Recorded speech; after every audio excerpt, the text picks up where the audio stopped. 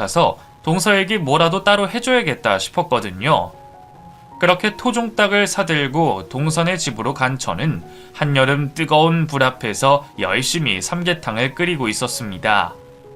제가 온 줄 알면서도 내다보지 않고 무시하던 동서가 얄미웠지만 동서가 잘 먹어야 조카들도 잘 크겠지 싶어 제 시조카들을 위해 하는 일이라 생각했어요. 토종닭이라 한참을 끓여야 했던 탓에 불 앞에서 뻘뻘 땀을 흘리고 있었는데 어느새 동서가 제 옆으로 왔더라고요. 형님, 잘하고 계세요? 동서, 배고프지? 곧 되니까 좀 기다려 볼래? 근데 해줄 거면 집에서 해오시던가. 왜 남의 집 주방에서 일해요?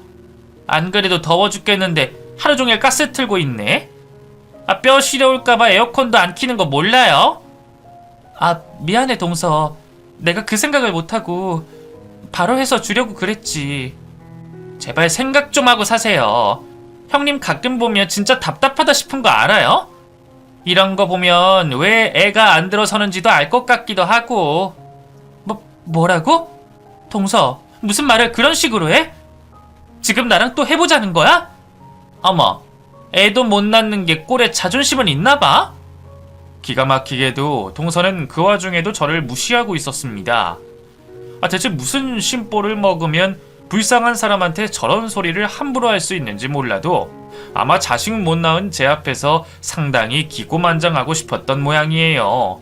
그래서 별 말도 안 되는 소리로 사람 속을 긁으며 기어이 제 속을 뒤집었습니다. 순간 너무 화가 나서 동서에게 욕이라도 하고 싶었는데 갓난아이 안고 있는 동서에게 저는 아무런 행동도 할 수 없었어요. 암튼 빨리 하고 정리나 제대로 해놓고 가요. 임신을 안 해봐서 그런지 정말 산모에 대한 배려가 요만큼도 없네. 그런 소리를 들었던 저는 너무 서러운 마음에 불 앞에 쭈그려 앉아 홀로 눈물을 훔치고 있었습니다. 내가 우는 꼴을 보이면 동서가 듣고 또 비웃으러 올까봐 소리도 내지 못하고 말이죠. 그런데 그때 그런 저를 보고 시조카가 제게 휴지를 건네더라고요. 큰엄마, 울지 마세요. 응? 큰엄마 우는 거 아니야. 괜찮아.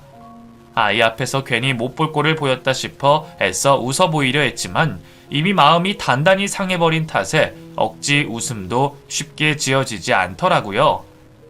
다 큰 어른이 어린아이에게 위로받는 꼴이 우습다 싶어 저 스스로가 정말 못났다 싶었습니다.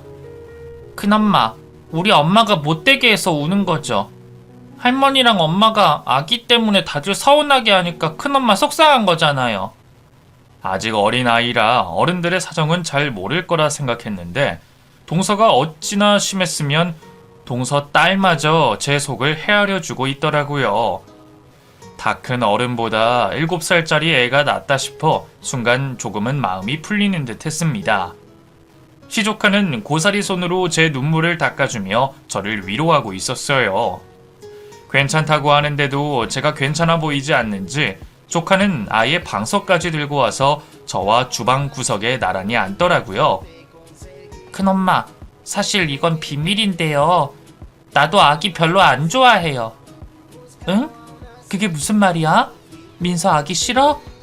순간 아기가 싫다는 아이의 말에 저는 어리둥절하면서도 별 생각을 하지 않았습니다. 원래 첫째 아이들은 동생이 생기면 별로 반기지 않으니까요. 제가 아직 아이는 없지만 육아나 아이들 일에 관심이 많다 보니 동생이 생긴 아이들이 느끼는 스트레스가 배우자가 외도를 했을 때 느끼는 스트레스와 비교될 정도로 엄청나다는 걸 알고 있었어요. 그래서 저도 내심 외동딸로 자라며 몸까지 아팠던 민서가 동생을 반기지 않을 수 있다 싶었죠. 저도 제가 나쁜 거 알아요. 근데 그래도 아기가 좋진 않아요. 그렇구나. 민서는 동생이 아직 좋지 않구나. 큰엄마도 아기가 싫은 게 아니야. 그냥 민서 엄마한테 속상한 거지. 근데 민서도 그럴 수 있어. 동생이 생기면 갑자기 엄마 아빠가 민서한테 소홀해졌다고 생각돼서 섭섭할 수 있거든. 민서만 그런 거 아니고 다 그런 걸 거야. 그런 거는 아니에요. 저는 동생 갖고 싶었어요. 동생 태어나면 엄청 잘해주려고 그랬거든요. 근데 동생 때문에 엄마랑 아빠랑 헤어질까봐 무서워요. 그게 무슨 말이야? 왜 부모님이 헤어질까봐 걱정해? 큰엄마, 저 아기 우리 아빠의 아니에요. 순간 저는 제가 이해를 잘못했거나 잘못 들었을 거라 생각했습니다. 자기 아빠가 아니면 그럼 동서가 밖에서 나아오기라도 했다는 건지 말도 안 된다 싶었고, 하물며 그런 일이 있다 한들 어린애가 어른들 사정을 어찌 알겠나 싶었거든요. 그래서 저는 아이가 뭔가를 잘못 이해하거나 다른 말을 했을 거라 생각하며 다시 다정하게 아이에게 반문했어요. 응? 민서는 동생이 왜 아빠 아기가 아니라고 생각해? 아빠가 아니라 엄마가 아이를 낳아서 그러나? 아기가 엄마 뱃속에서 태어났지만 아빠 아기인 것도 맞아. 민서도 그렇게 태어났는걸? 혹시 민서 입장에서 아이가 엄마 뱃속에 10달 동안 있다가 태어난 것을 보고 그런 생각을 하나 싶었던 저는 아직 탄생과 출산을 모르는 아이 눈높이에 맞춰 설명을 해줘야겠다 싶었죠. 그런데 아이가 제 얘기에 슬픈 표정을 지으며 그게 아니라고 하는 겁니다. 아니에요. 우리 아빠 아기 아니에요. 아빠 말고 엄마 친구 아기예요. 그게 무슨 말이야, 민서야? 그런 얘기를 어디서 들었어? 나 잘 때 엄마가 전화하는 거 들었어요. 엄마가 들킬까봐 걱정된다고 아기가 아빠랑 너무 안 닮았다고 그랬어요. 그리고 그 전에도 엄마가 친구한테 사랑한다고 하는 거 들은 적 있어요. 민서가 꺼낸 이야기에 저는 깜짝 놀랄 수밖에 없었습니다. 아무것도 모를 아이가 하는 얘기라고 하기에는 너무 충격적인 이야기였으니까요. 민서가 자기 엄마가 누군가에게 사랑한다 말하고 동생이 아빠와 닮지 않아서 걱정하는 엄마의 얘기를 들으니 저도 순간 이상한 생각이 들 수밖에 없었습니다. 아무리 아이의 말이라 신빙성이 없다고 하지만 그렇다고 애가 없는 얘기를 할 것 같지는 않았어요. 늘 착하고 속 깊던 민서라면 그런 일로 장난을 할 거라 생각하지 않았습니다. 게다가 애가 그런 치정 사건에 대해 이해할 리도 없고 말이에요. 아이의 말을 듣고 너무 놀란 저는 애써 표정 관리를 하며 숨죽이고 있을 수밖에 없었습니다. 이 사실을 당장 누구에게 얘기해야 하며 사실관계는 어떻게 파악을 해야 하는 건지 걱정이 먼저 들 수밖에 없었죠. 아이 말만 믿고 동서에게 따져 묻기에는 리스크가 너무 컸습니다. 안 그래도 동서가 아들을 낳으며 시어머니의 관심과 사랑을 한 몸에 받고 있는 와중에 애도 못 가진 제가 동서의 불륜을 의심하는 얘기를 꺼낸다면 누가 들어도 모함이라 생각하지 않을까 싶었어요. 식구들은 아마 아이를 갖지 못한 제가 질투심에 괜히 죄 없는 동서를 괴롭힌다 생각하겠죠. 이미 그런 분위기를 경험해봤던 저로서는 상당히 신중해질 수밖에 없었습니다. 그리고 사실 그때까지만 해도 아이의 말이 차라리 거짓이기를 바라기도 했어요. 동서는 정말 보고 싶지 않을 정도로 미웠지만 그렇다고 아직 어린 민서와 서방님에게 가족을 뺏고 싶지는 않았습니다. 동서의 불륜이 정말이고 그 아이 아빠가 다른 남자라면 가뜩이나 아이 없고 힘들어하는 저희 부부 때문에 마음고생하시던 시어머니도 큰 충격을 받으시겠죠. 그래서 이 일을 말을 해야 할지 말아야 할지 너무 고민이 될 수밖에 없었어요. 그렇다고 뭔가 낌새를 채고도 입을 닫는다면 그 일이 사실로 밝혀졌을 때의 화살이 모두 제게 돌아올 일이었습니다. 너는 알고 있었으면서 모른 척했다며 다들 제게 섭섭해 하시겠죠. 그런 생각 때문에 복잡했던 저는 머리가 깨질 것 같았어요.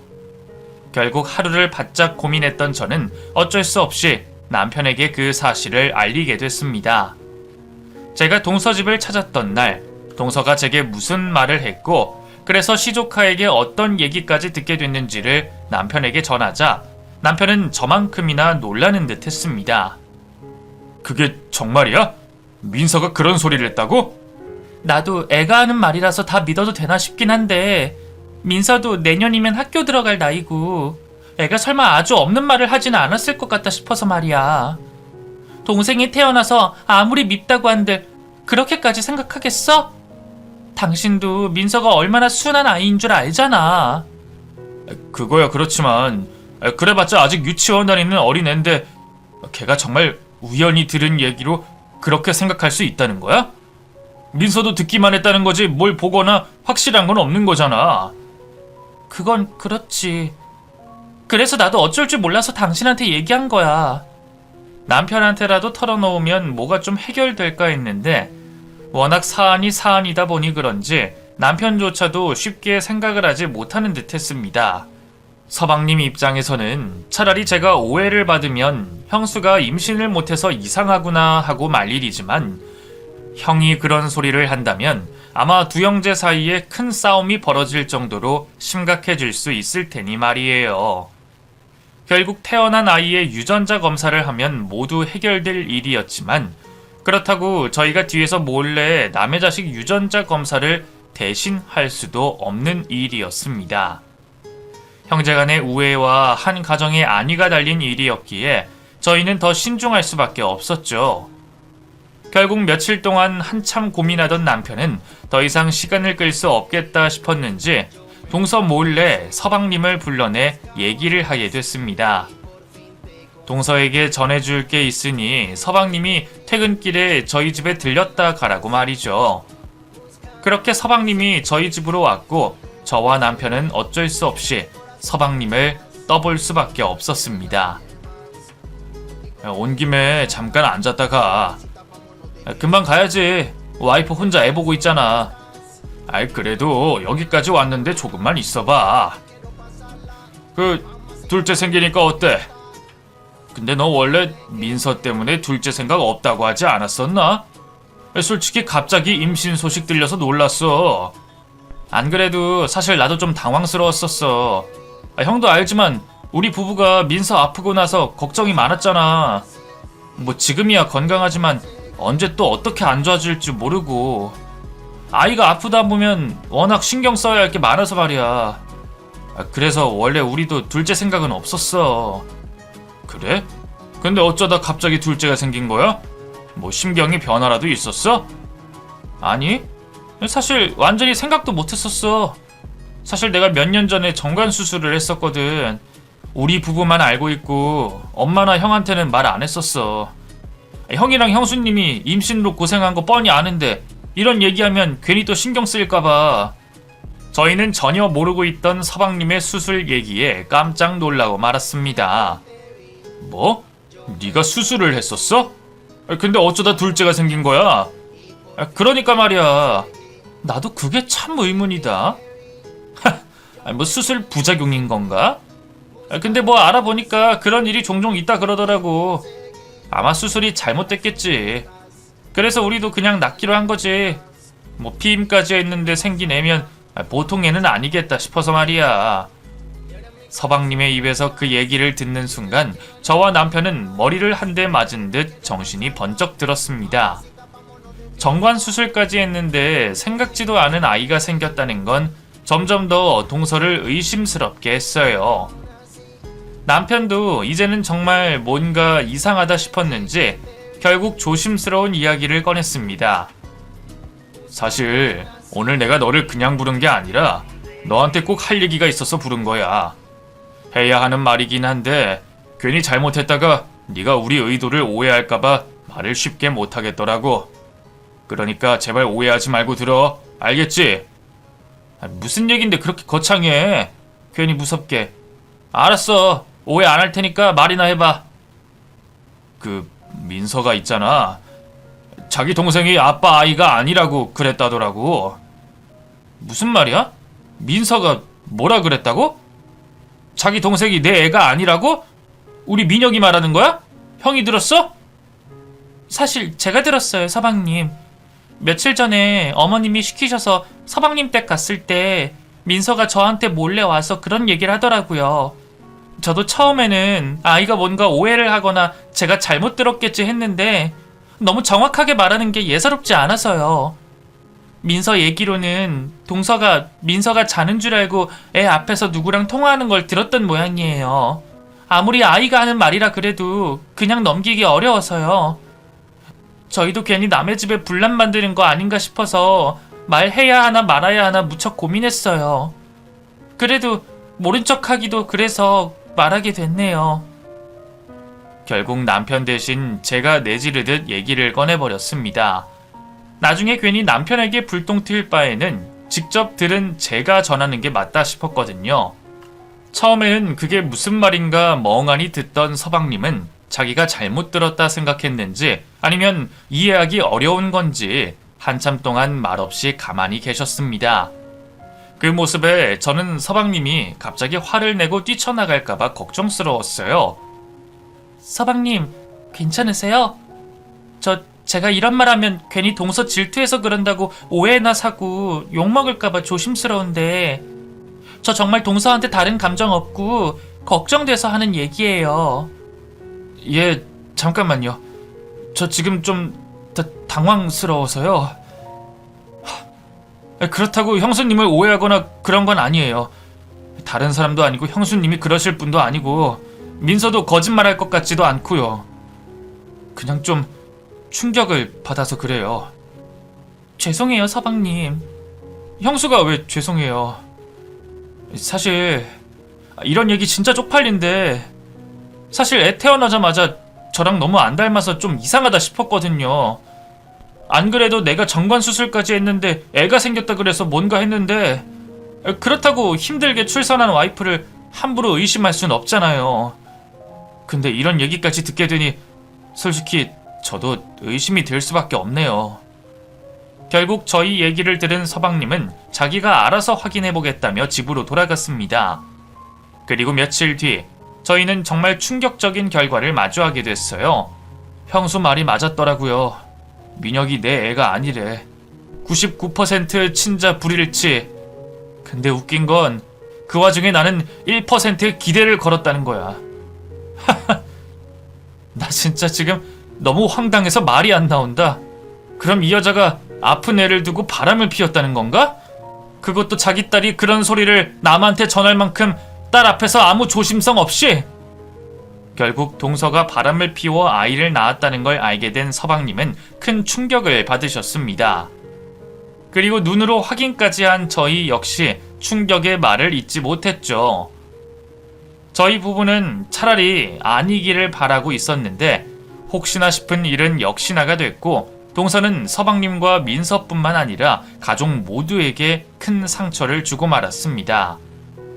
숨길 수 없는 일이었기에 결국 그 일은 시어머니 귀에까지 들어가게 됐고 당장 동서를 찾아가 난리를 치신 시어머니에 의해 동서와 서방님은 곧바로 별거를 하며 이혼 절차를 밟게 됐습니다. 서방님이 저를 배려해 주신 덕에 그 얘기를 제가 전했다는 걸 모르는 동서는 오히려 제게 억울함을 내비치며 식구들 마음을 돌려달라며 전화를 해왔었어요. 형님, 저 좀 도와주세요. 저 정말 억울해요. 진짜 작정하고 바람핀 것도 아니고 그냥 너무 힘들 때 몇 번 만났던 게 단데 그게 그렇게 잘못이에요? 저 남편이랑 못 헤어져요. 그리고 저희 민서 어떡해요? 저 민서 두고 못 사는 거 형님도 아시잖아요. 이대로 이혼당하면 저 앞으로 민서 얼굴도 못 보게 생겼어요. 그리고 이제 막 태어난 둘째는 어째요? 형님, 제발 형님이 저희 남편이랑 어머님 좀 설득해 주세요. 네? 동서, 그걸 왜 나한테 부탁해? 그동안 나를 그렇게 무시해놓고 이제 와서 갑자기 그런 부탁하는 건 너무 염치 없지 않아? 그리고 이건 내가 설득을 해서 될 일도 아니잖아. 그래도 같은 여자끼리 좀 이해해 주셔야죠. 형님은 모르시겠지만 저도 그동안 속 편히 지냈던 건 아니었어요.